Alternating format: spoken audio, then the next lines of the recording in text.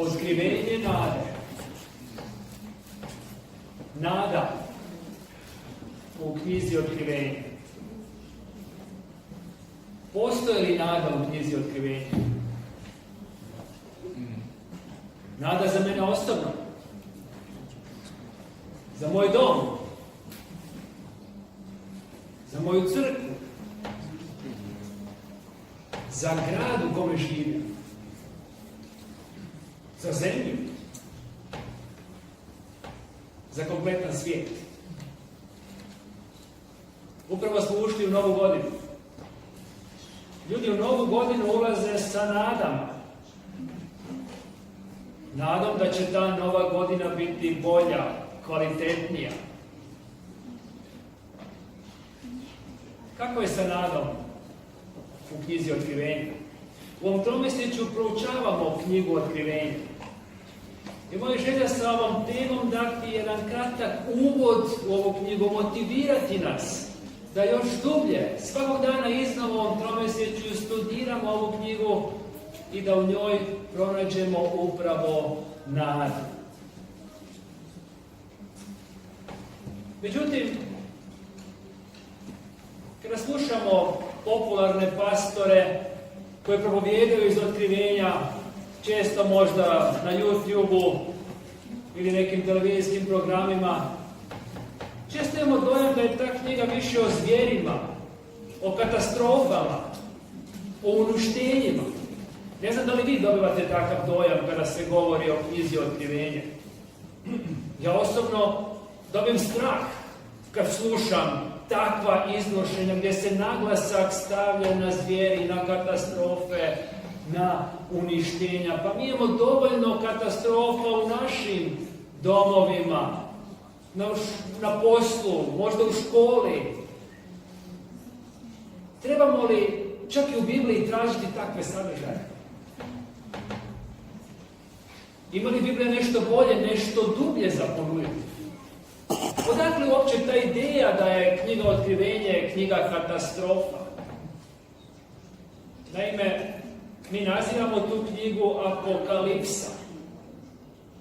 A što u stvari označava Apokalipsa u svakodnevnom govoru?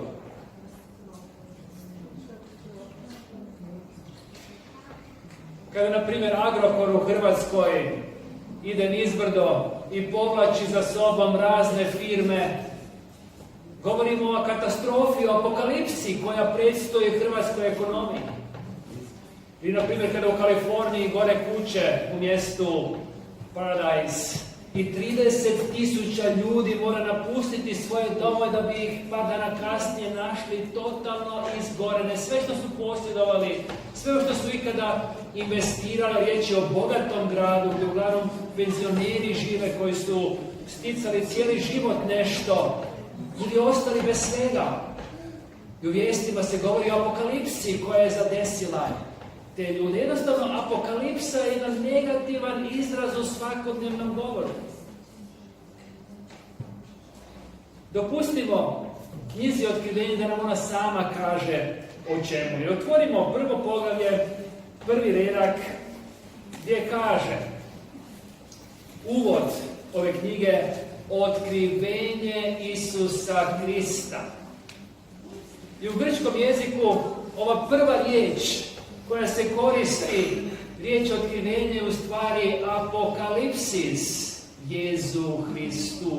I na grčkom ta riječ u stvari ima jedno pozitivno značenje. Apokalipsa je otkrivenje, nešto se otkriva. A što se otkriva? Otkriva se sam Isus Krist.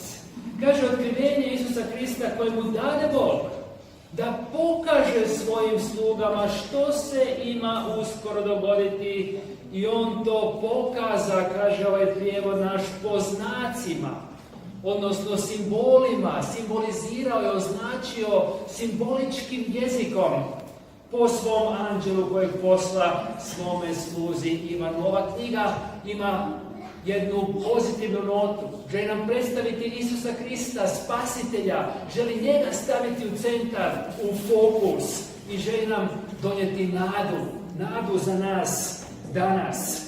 I koji je sadržaj dalje ove knjige, kaže nam drugi redak, ovaj svjedoči. Tko je taj ovaj? Ivan. koje je to otkrivenje dobio od Boga, koje ga je dao Isusu preko anđela Ivanu. Dakle, Ivan svjedoči za što? Za riječ Božju i za svjedočanstvo Isusa Krista, za sve što je vidio. Dvije stvari nam Ivan želi ovdje iznijeti. Riječ Božju. Sadržaj ove knjige je Božja riječ.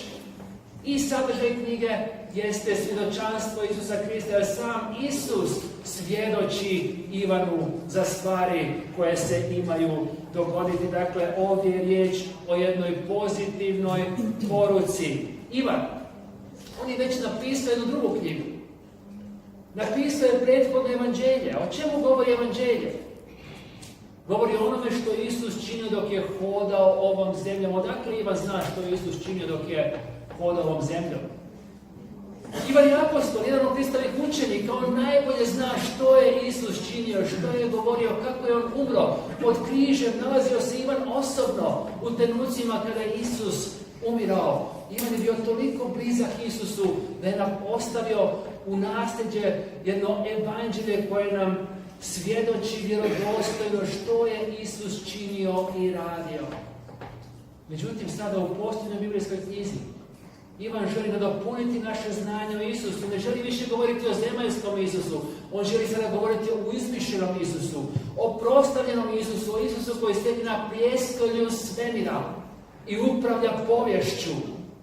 Između ostalog i povješću ovoga svijeta. Isusu koji je početak, koji je svršetak, koji određuje budućnost ovoga svijeta i koji u stvari daje nadu nama koji se još uvijek nalazimo na ovoj zemlji. Osnovna tema ove knjige jeste nada koju Isus daje i nada koju Isus garantira. Međutim, postoje li možda neke druge apokaliptičke knjige u Bibliji? Želim nešto reći općenito o apokaliptici kao žanru, kao vrsti literature. Naime, kada se koristi apokaliptički način izražavanja, simbolički način izražavanja, kada biblijski pisci posežu za tom vrstom literature?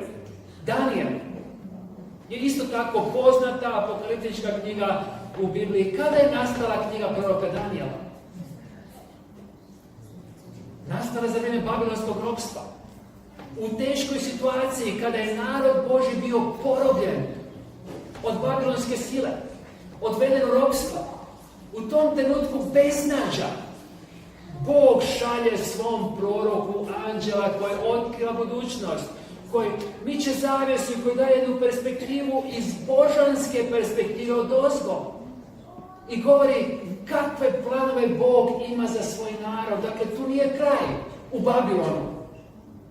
Postoji budućnost, jedna svjetla budućnost za Božji narod i Bog vodi povijest ka toj boljoj i kvalitetnijoj budućnosti. Apokaliptika je vrsta literature koja se koristi u beznadežnim situacijama. Kada narod Božji treba ohrabrenje, kada treba pogled iz Božje perspektive, kako bi shvatio da Bog daje nadu i da Bog ima budućnost. Kome je upućena knjiga Otkrivenje?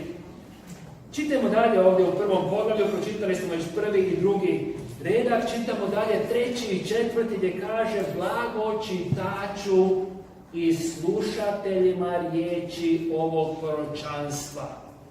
Dakle, knjiga je upućena onima koji čitaju i onima koji slušaju. U antičko vrijeme daleko više se slušala Božja riječ. Otkrivenje se iznosilo u crkvi, čitalo se. Mnogi nisu znali čitati, nisu svi ljudi bili pismeni, robovi su bili privučeni ka evanđelju, ka poruci nade, ali nisu mogli sami čitati, ali slušati je mogao svatko. Dakle, blago onima, još u prvom stoljeću, koji su čitali Ivanove riječi i koji su slušali riječi proroštva, blago njima ako vrše što je u njemu napisano, jer je određeno vrijeme blizu. Kako to da je ova knjiga napisana u prvom stoljeću, jer vam kaže da je vrijeme blizu, a već je proteklo 2000 godina? Biblijski gledano, vrijeme je uvijek blizu. Danas je dan spasenja, danas se odlučujemo za ili protiv Boga. Mi nemamo neko drugo vrijeme. Naše vrijeme je uvijek kratko. Mi ne znamo što će se dogoditi kada izađemo kroz ova vrata. Hoće li nas na pješačkom prijelazu neki auto pokupiti i da je naše vrijeme završeno. Biblija uvijek nam predočava da je vrijeme blizu, malo je vremena, danas se treba odlučiti. Blago onima koji danas čitaju, danas slušaju i danas drže ove riječi i izvršuju ih. Jer je određeno vrijeme blizu i onda Ivan navodi kome upućuje ove riječi. Ivan 7 crkvama u Aziji. Milost vam i mir od onoga koji jest, koji bježi i koji će doći i od 7 duhova Božih koji su postali po cijelom svijetu. Duh Božji djeluje na srca ljudi. Pitamo se zašto Ivan piše 7 crkava u Maloj Aziji. Odakle Ivan uopće ideja da se njima obrati? Naime, mi ne znamo točno kako je Ivan došao u Malu Aziju, međutim mi znamo da je Ivan posljednji živući apostol koji negdje u 90. godinama naše ere piše otkrivenje. Što se dogodilo prije toga? Ivan dolazi iz Palestine, on je ribar. A u Palestini se krajem 60. godina događa židovski ustanak. Naime, Isus je prethodno u 30. godinama propovijedao Kraljevstvo Božje. Zašto je propovijedao Kraljevstvo Božje? Zato što su Židovi željeli kraljevstvo, željeli su svoju sudbinu uzeti u svoje ruke, vladati svojom zemljom. Ono što je Bog obećao još u doba babilonskog ropstva, da će Izrael biti svjetlo narodima, da će Izrael biti slobodan. Tu slobodu su sanjali, Isus propovijedao toj slobodi. Kraljevstvo Božje je došlo. Ne sa mačem. Međutim, neki su mislili, a riječ je o zelotima. I čak i neki među Kristovim učenicima su bili zeloti. Petar je, na primjer, došao iz zelotskog pokreta, primućen Isusu i shvatio da je Isusova poruka kvalitetnija. Ali zeloti, oni su nastavili dalje svoju borbu i mačem su se odlučili obračunati sa Rimljanima, osloboditi svoju zemlju od porobljivača. I što se dogodilo? Rimljani su došli, uništili hram, sravnili Jeruzalem sa zemljom, narod pobili, raselili, a oni koji su uspjeli, koji su imali sreće, pobjegli su na vrijeme. Ivan je očito jedan od tih koji je uspio na vrijeme umaći i došao u grad Efes.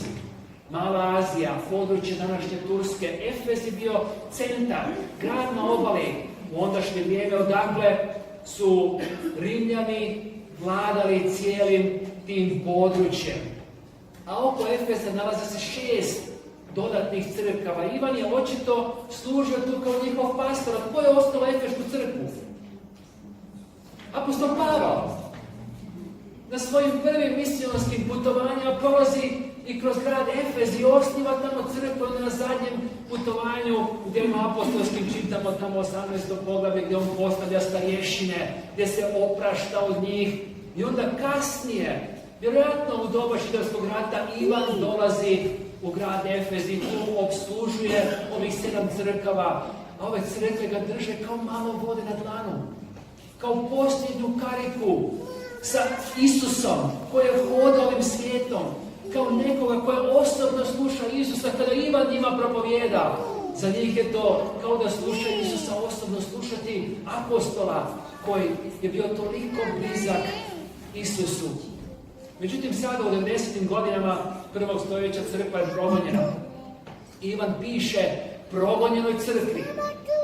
Dakle, kao što je u babilonskom ropstvu Danijel pisao ljudima koji se nalaze u nevolji i u potrebi, sada Ivan piše ljudima, kršćanima koji se nalaze u nevolji i u potrebi. A da se on sam nalazi u nevolji, on nam osobno svjedoči u 9. rijetku prvog poglavlja i kaže: ja, Ivan, brat vaš, i sudionik nevolje. Riječ je o nevoljama. Nevolje kraljevstva i ustrajnosti u Isusu bijah zbog riječi Božje i zbog svjedočanstva Isusova na otoku zvanom Patmos. Jeste li primijetili zbog čega Ivan bio na Patmosu? Zbog riječi Božje i svjedočanstva Isusova. Da što kaže drugi redak? Prvo poglavlje drugi redak. O čemu će biti ova knjiga? O riječi Božjoj i o svjedočanstvu Isusa. Kasnije ćete imati te atribute kao oznake svetih, oni koji su na Božjoj strani, drže riječ Božju, drže zapovijesti Božje. I imaju svjedočanstvo Isusovo. Odakle im to svjedočanstvo? Ako ne od apostola koji osobno svjedoči o Isusu i za Isusa. Dakle, Ivan se nalazi na Patmosu. A što je bio Patmos? Patmos je bio otok gdje su Rimljani odvodili zarobljenike. One koji su ju smetali, one koji su pozivali na ustanke, poput Zelota. Ostavili bi ih tamo. Naravno, neki bi ih pobili, ali u blaženim slučajevima odlazili bi takvi zatvornici na jedan ovakav otok koji je udaljen od obale. Osobno sam jednom poželio otići na Patmos, bili smo na turi sa 7 crkava i s tih 7 smo otišli, ostalo još samo Patmos, brod putuje 4 sata. Nažalost, bila je bura tih dana i nismo ostvarili to putovanje, međutim 4 sata brodom praktično nemoguće doplivati do obale po tim strujama. Dakle, to je pravi zatvor gdje su Rimljani poslali apostola Ivana kako ne bi više propovijedao riječ Božju i svjedočio za Isusa Krista. A crkve kojima piše se isto nalaze u teškoj situaciji. Progonjene su. A odakle znamo o situaciji crkava? Iz pisama koje slijede. U drugom poglavlju, u trećem poglavlju se objašnjava situacija u kojoj se nalaze ove crkve. Možda samo jedan kratak isječak iz drugog poglavlja, 9. i 10. reda gdje kaže: poznam tvoju nevolju. Crkva je u nevolji i tvoje siromaštvo. Ali ti si bogat i grdnje koji su ti naljeli oni koji tvrde da su Židovi, a nisu, nego Sotonina sinagoga. Nemoj se bojati muka što te čekaju. Đavo će ubrzo neke između vas baciti u tamnicu, da budu podvrgnuti kušnji i trpjet ćete nevolju 10 dana. Kušnja, nevolje, progoni, narod Božji u teškoj situaciji. U toj teškoj situaciji Ivan upućuje poruku crkvama kako bi ih ohrabrio, kako bi im dao jednu perspektivu iz nebeske perspektive, kako bi gledali na situaciju kako Bog gleda, ne iz ljudska. Znate kako mi ljudi gledamo? Mi smo uvijek u strahu i ne vidimo preko problema, nego gledamo ravno u problem i pitamo se kako sada to riješiti, što sada učiniti. Ivan daje rješenje je gledati iz Božje perspektive, a iz Božje perspektive vidi se izlaz, vidi se put koji Bog ima spreman i vide se rješenja. I knjiga Otkrivenje je u stvari izazov upućen ovim 7 crkvama da ostanu na Božjoj strani usprkos nevolja, usprkos progona, usprkos zatvaranja. Čak vjerni Božji sluga Antipa, kaže u jednoj od poruci crkvama, je bio ubijen. Dakle, neki su i životom platili svoju vjernost Bogu. Knjiga Otkrivenja jeste izazov da čak i u susretu sa smrću ostanemo vjerni Bogu, a ne pokleknemo pred izazovima okoline i pred silama koje nas žele porobiti. O tim silama govori Otkrivenje. Babilon, veliki izraz, sile koje porobljavaju, koje žele Božji narod odvući od Boga na neku drugu stranu. Ostati vjeran usprkos nevoljama, problemima i progonima. A onda u tim pismima 7 crkava svaka crkva dobiva i obećanje. Interesantno je da prva crkva, Efeška crkva, koja prilično dobro stoji, dobiva jedno obećanje. I kako se crkve nastavljaju, stanje je sve lošije i lošije. Međutim, kako je lošije stanje, tako se obećanja umnožavaju. Druga crkva dobiva 2 obećanja, treća 3. Što mislite koliko obećanja dobiva 7 crkva? A očekivali da smo 7. Ali 7 crkva, Laodicea dobiva samo jedno obećanje koje u stvari uključuje svih prethodnih navedenih obećanja. I čitamo Otkrivenje 3:21 gdje nam kaže pobjedniku, dakle onome koji izdrži do kraja, koji prihvati ovaj izazov, koji ne odustane na pola puta, koji danas sluša Božji glas, koji danas čita i sluša i prima i drži riječi proroštva knjige ove. Pobjedniku ću dati da sjedne sa mnom na mome prijestolju, kao što ja pobjednik i sjedok sa svojim ocem na njegovom prijestolju. Sjediti na Božjem prijestolju uključuje sva ostala obećanja. Što Bog čini na svom prijestolju? On upravlja poslovima svemira. održava svemir. Zamislite da mi kao smrtni ljudi sjedimo sa bezvremenskim, neograničenim, svemogućim Bogom na njegovom prijestolju i upravljamo poslovima svemira. Upravo to nam obećava Otkrivenje. Kaže, bit ćete kraljevi i svećenici. Što znači da ću ja biti kralj? Da ću ja na nekim vladati, nego ga tlačiti? Ma ne, sudjelovat ćemo u Božjim poslovima. Služiti svemiru, biti njegovi službenici, ministri u njegovoj vladi, pomagati u održavanju svjetova, najveću moguću ulogu koju Bog može imati za jedno stvorenje, dati će nama koji se odlučimo za njega i koji želimo biti na njegovoj strani. Otkrivenje je knjiga nade. Usred teškoća i usred nevolja, Otkrivenje daje nadu za budućnost Božjeg naroda. Kakav jezik koristi ova knjiga? Već u prvom redku kaže nam Ivan, dakle u prvom poglavlju, prvi redak, da će on pokazati po znacima, simbolima. Međutim, kakvi su to znaci, kakvi su to simboli, kakav jezik koristi Ivan? Ivan je naime Židov.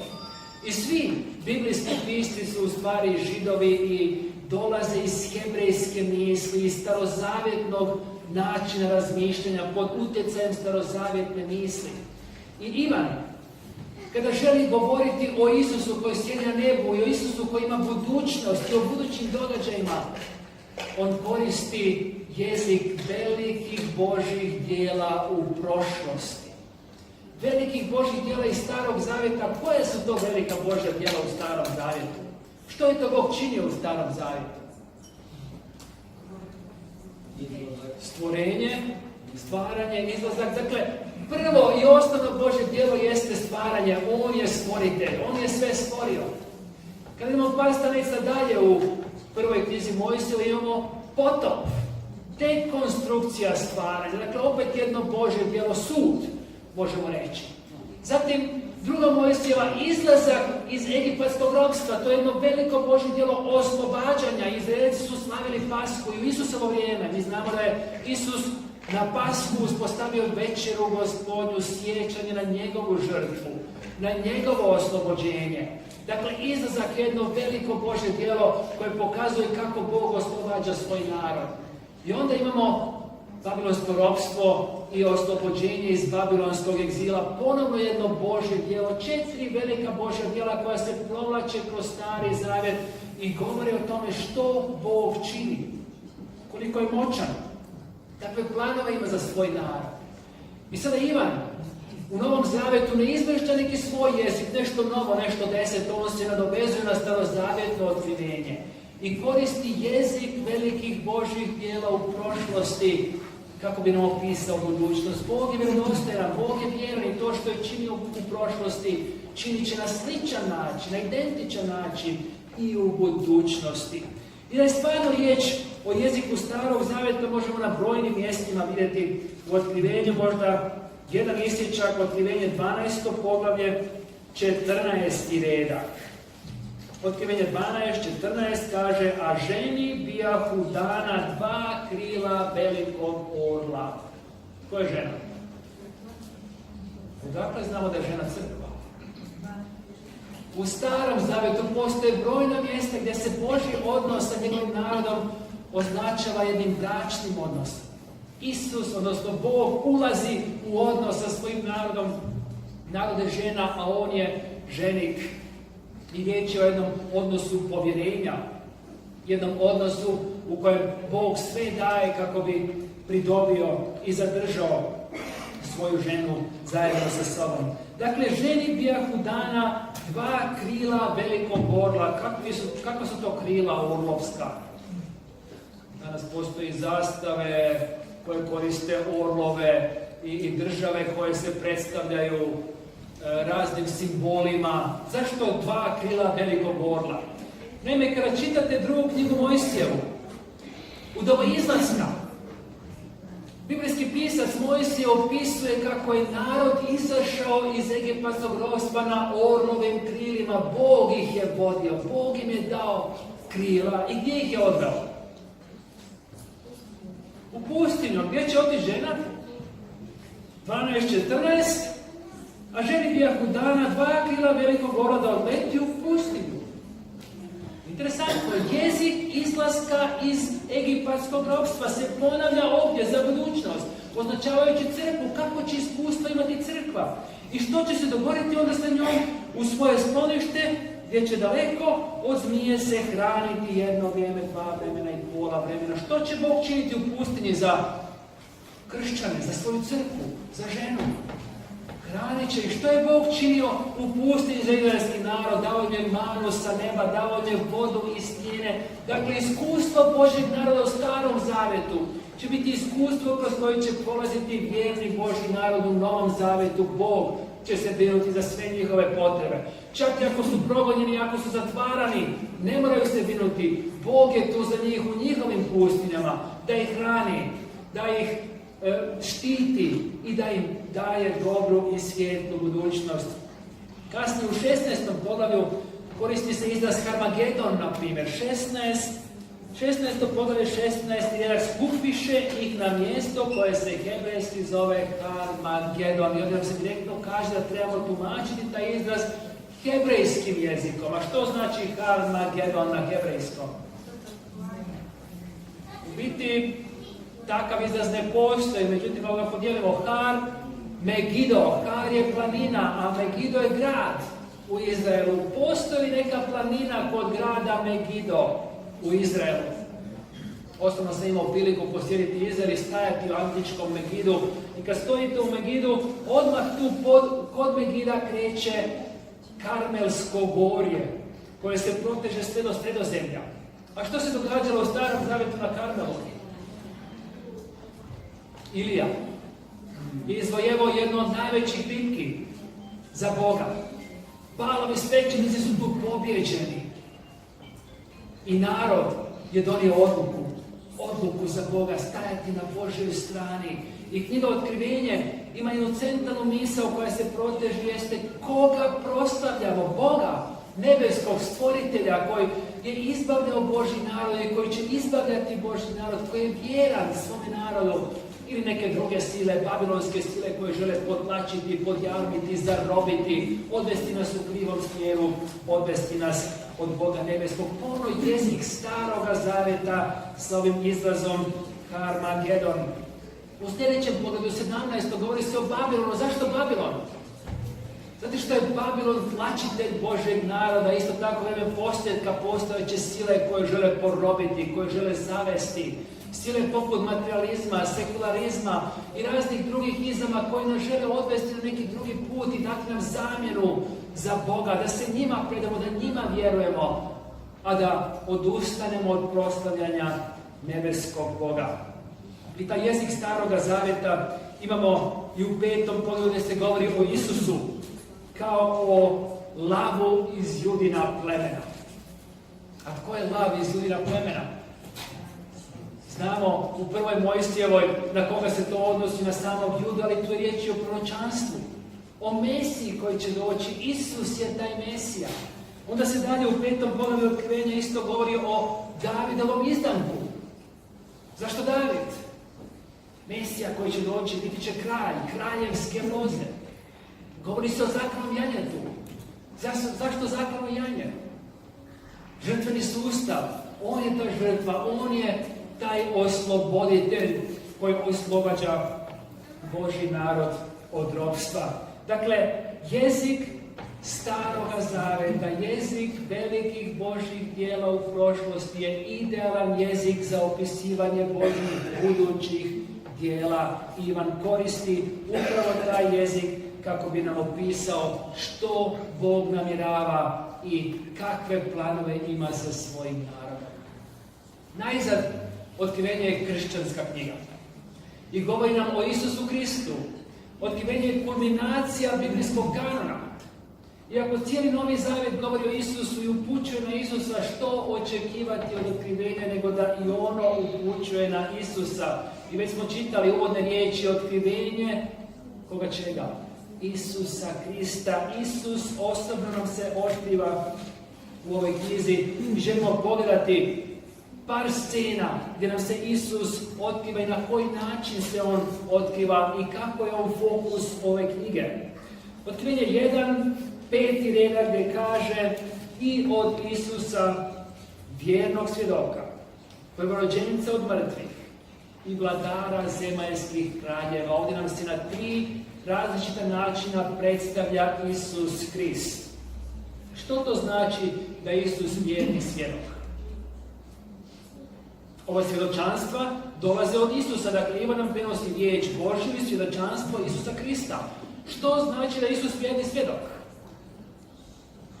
Imate li neke prijatelje za koje možete reći u ovog prijatelja se baš ne mogu pouzdati. To što on meni obeća, to ja već znam od početka da on neće ostvariti. Isus je vjerni svjedok. Kada on nešto obeća, mi možemo biti sigurni da će on to ostvariti. Kao što je Bog činio u Starom Zavjetu. Tako će Isus činiti u Novom Zavjetu, čuvati svoj narod. Isus je vjeran onome što je obećao. Zatim, prvorođenac od mrtvih. Zašto prvorođenac od mrtvih? Zašto je to važno naglasiti na početku ove knjige? Zato što je narod Božji progonjen. Zato što se neke i ubija. Antipa, spomenuli smo ga, ubijanje. Vjerni Božji sluga. Što ako mene netko ubije zato što sam vjeran Bogu? Pa nema problema, Isus je prvorođenac od mrtvih. On je prvi koji je rođen zaslugama smrti na križu. Prvi koji je uskrsnuo, tamo gdje ima prvoga, ima i drugoga i trećega. I mi spadamo u tu skupinu onih koji će biti podignuti iz mrtvih, a on garantira njegova smrt. I njegovo uskrsnuće su garancija našeg uskrsnuća. I najzad kaže ovdje vladar zemaljskih kraljeva. Zašto je to bitno za primovce otkrivenja u 1. stoljeću? Zato što su oni progonjeni od zemaljskih kraljeva, potlačeni. Njihov apostol Ivan, propovjednik, je na Patmosu. A oni osobno su isto tako progonjeni. Međutim, postoji kralj iznad tih kraljeva. Kralj koji ima posljednju riječ. I taj kralj neće dopustiti da oni budu do kraja progonjeni i uništeni. Taj kralj daje zadnju i posljednju riječ. I nakon što je Ivan izgovorio ove 3 činjenice o Isusu, njega obuzima ushićenje. I on želi proslavljati tog Isusa i on kaže dalje u nastavku 5. redka njemu, dakle Isusu, koji nas ljubi i koji nas je otkupio od grijeha svojom krvi i učinio nas kraljevstvom svećenika za Boga svoga Oca, njemu svojeg vjekova. Amen. Koga Ivan proslavlja? Koga proslavljaju kršćani? Tog Isusa koji oslobađa. Isusa koji je budućnost Božjeg naroda. I on dalje slijedi da kaže, evo dolazi u pratnji oblaka. I vidjet će ga svako oko. I oni koji su ga proboli zbog njega će proplakati svi narodi na zemlji. Da, amen, ja sam Alfa i Omega. Ovaj Isus, on je početak, on je svršetak, on je budućnost, on je nada koju nam Ivan želi predstaviti u otkrivenju.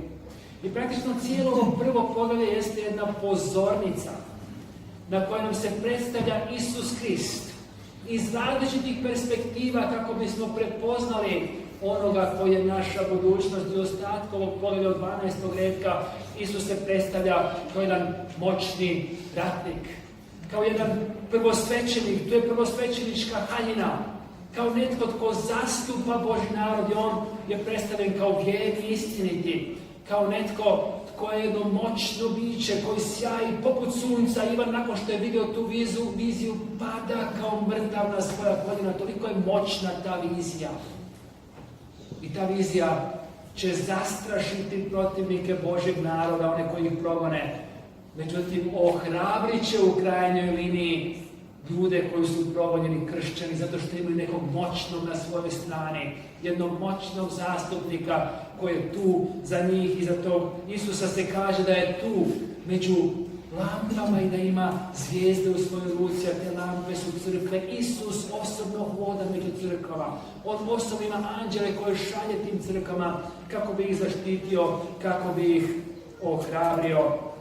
i u ostatku otkrivenja mi u gotovo svakom poglavlju možemo pronaći Isusa Krista. On je fokus, on je rješenje, on se brine za svoje crkve. U 5. poglavlju, na primjer, pronalazimo Isusa koji preuzima od Boga Oca zapečaćenu knjigu. I ta zapečaćena knjiga je u biti plan spasenja, jeste u biti budućnost ovoga svijeta. Ivan u stvari plaće, nema nikoga dostojnog da preuzme tu knjigu. I onda anđeo kaže, nemoj plakati. Pronađeno rješenje, Isus je pobjedio na križu. On se žrtvovao i on je dostojan preuzeti budućnost. Isus preuzima i slijeda pored svoga Oca na nebeskom prijestolju. Ustoličenje je tema otkrivenja 5. poglavlja i počinje lomiti pečate. I kako lomi pečate, događa se povijest ovoga svijeta, 6. 7. poglavlje. I kada dolazi do 7. pečata, što se događa? Kristov dolazak. Povijest svijeta je istekla. Onda imamo niz od 7 truba. I kada dođemo do 7. trube, što se događa? Ponovno, Kristov dolazak, 11. poglavlje, 15. redak i 7. anđeo zatrubi. Tada u nebu odjekušu jaki glasovi nad svijetom. Je pripala kraljevska vlast našem Gospodinu i njegovom pomazaniku i on će vladati u vijeke vjekova. Isus dolazi po svoje kako bi ih oslobodio. I čak tamo i u 13. poglavlju gdje je riječ o zvjerima, riječ je isto tako o krvi zaklanog janjeta. Interesantno je, postoji jedna paralela između smrtne rane na grčkom esfagmenom i zaklanog janjeta. Ovo zaklano je na grčkom isto esfagmenon. Dakle, ova zvijer pokušava imitirati Isusa Krista i činiti djela koja Isus čini. To su čak i čuda koje čini druga zvijer u korist prve zvijeri, kako bi zaveli cijeli ovaj svijet, kako bi ih odvukli u ropstvo grijeha i kako bi Babilon posljednjeg vremena porobio što više ljudi i odvukao ih od nebeskog Boga. Međutim, taj nebeski Bog je centar i fokus otkrivenja i Isusa koji dolazi po svoje. Nalazimo na kraju otkrivenja u 19. poglavlju gdje nam je opisan sam Kristov dolazak. I ovdje kaže Ivan, 19. poglavlje od 11. redka, zatim opazih nebo otvoreno. Vizija koju Ivan ima. Nebo otvoreno i pojavi se bijeli konj. Jahač na njemu zove se vjerni i istiniti. Ko je vjeran i istinit u otkrivenju? Isus Krist. Jahač na njemu. Isus Krist. On sudi i volje pravedno. Zašto je pravda bitna za Božji narod? Zato što su porobljeni, zato što su potplaćeni, nalaze se u zatvorima, ubijani su, međutim sada dolazi pravda za Božji narod, Kristov dolazak i rješenje. To je budućnost za Božji narod, oči su mu plamen ognjeni, to je opis iz 1. poglavlja, tamo od 12. redka, plamen ognjeni, na glavi mu mnoge krune i riječi o carskim krunama, dijademama, odakle Isusu mnoge krune. Naime, postoje tamo zvijeri u 13. poglavlju koji imaju krune. To su uzurpatori koji su uzeli vlast, bez da im pripada vlast, ali ovdje dolazi kralj nad kraljevima koji ima mnoge krune iz mnogih pobjeda koji je izvojevao u toku povijesti kršćanstva. On nosi napisano ime koje nitko ne zna osim njega. Što znači imati ime koje nitko ne zna? Ime je kod Židova iskustvo. Ono što je čovjek proživio. Iskustvo koje je Isus proživio, nitko nema takvo iskustvo, jedinstveno iskustvo. Taj jedinstveni koji je otkupio ovaj svijet dolazi, kaže obučenje 13. redak, ko grtač umočenu krv. Njegova žrtva, ali isto tako i sud koji mora sprovesti, dolazi dati pravdu svome narodu. A njegovo ime glasi riječ Božja. Isus Krist je riječ Božja, iz njegovih usta izlazi riječ Božja, svjedočanstvo Isusovo, a pratile ga nebeske vojske na bijelim konjima, obučeni u bijeli čisti lan. Isus ne dolazi sam, nego sa nebeskom vojskom anđela. Iz njegovih usta izlazi oštar mač da njime pobije pogane, sud. I on će nad njima vladati željeznim žezdom. Željezno žezdo je simbol kraljevske vlasti. On gazi pljesak vina u skipilo gnjeva Boga svemogućeg. A na svom ogrtaču na boku nosi napisano ime Kralj kraljeva i Gospodar gospodara. Kralj nebeski dolazi po svoje, kako bi ih odveo u vječnost sa sobom. U antičko vrijeme kraljevi su opisivani kao oni koji dolaze u povorci. I mi znamo, na primjer, triumfalna vrata u Parizu, gdje se Napoleon vraćao natrag kao pobjednik. Znamo u Rimu takva vrata, gdje su rimski imperatori dolazili sa vojskom, na bijelim konjima, iz pobjede. I ovdje se koristi ta slika vojne pobjede. Najveći pobjednik u povijesti ovoga svijeta, koji je izvojevao najveću pobjedu na križu, dolazi sa vojskom po svoje, da bi ih odveo gdje. Posljednji tekst koji želim s vama podijeliti ovog jutra nalazi se ovdje u 19. poglavlju i govori o onome što Bog sprema za svoje vjerne. 19. poglavlje od 6. redka: u to čuh nešto kao glas golemog mnoštva, kao šum velikih voda, kao prasak jakih gromova. Haleluja! Jer se domognu kraljevstva Gospodin naš Bog svemoćni. Veselimo se, kličemo od veselja i zahvalimo Bogu, jer dođe janjetova svadba. Isus dolazi kako bi nas poveo na janjetovu svadbu, na svadbeno veselje. I kaže dalje, njegova se zaručnica opremila, dano joj je da se obuče u plistav čist lan, a lan zapravo označuje pravedna djela svijetih. I tad mi anđel reče, piši, blago onima koji su pozvani na janjetovu svadbenu gozbu, i nadoda, ove su riječi istinite, riječi Božje. Možemo li se pouzdati ove riječi? Vjeran je istinit, koji se kao vjeran još u Starom Zavjetu pokazao, koji je umro na križu za nas, garantira za ove riječi. On dolazi po nas kako bi nas poveo na svadbeno slavlje. A tko je ta zaručnica na svadbenom slavlju? Po koga on dolazi? Zaručnica, to smo ti i ja. To je njegova crkva. Mi smo zaručeni sa njim krštenjem kada smo donijeli odluku. I on dolazi po nas kako bi ostvario brak, kako bi nas poveo na svadbeno veselje, kako bismo proslavili našu zajednicu. Interesantno, mi uvijek ponovno govorimo o tome što mi moramo učiniti da bismo stigli tamo jednog dana. Međutim, ovdje se govori da je zaručnici dano nešto. Dano joj da se obuče, i to je nešto u pasivu, nešto što se čini na njoj.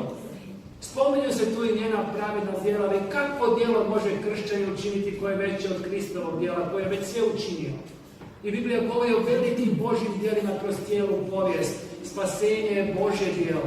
Spasenje je nešto što nam je dano. I zaručnici je dano da se obuče. A što zaručnica može jedino učiniti? Ona može samo čekati. Iščekivati sa čežnjom, i zaručnica iščekuje sa čežnjom. To je jedan odnos ljubavi. Zaručnica je zaljubljena, iščekuje taj dan kad će se pojaviti. I centralno pitanje za nas jeste na kraju, jesam li ja zaljubljen? Iščekujem li ja taj dan kada će nas Bog povesti na svadbeno slavlje? I moja želja je molitva da nitko od nas ne propusti taj dan kada će Isus, nebeski zaručnik, doći po nas, po svoju zaručnicu. A svi mi pozvani smo putem Božje riječi da budemo dijelom tog svadbenog slavlja i da proslavljamo janje, proslavljamo njegovu pobjedu kroz cijelu vječnost, dok će oni koji propadaju proslavljati Babilon, otići za vrijednostima ovoga svijeta. Mi imamo Boga nebeskog kojeg želimo proslavljati kroz cijelu vječnost zajedno sa svim nebeskim bićima. Neka to bude naša stvarnost i naša budućnost. Amen.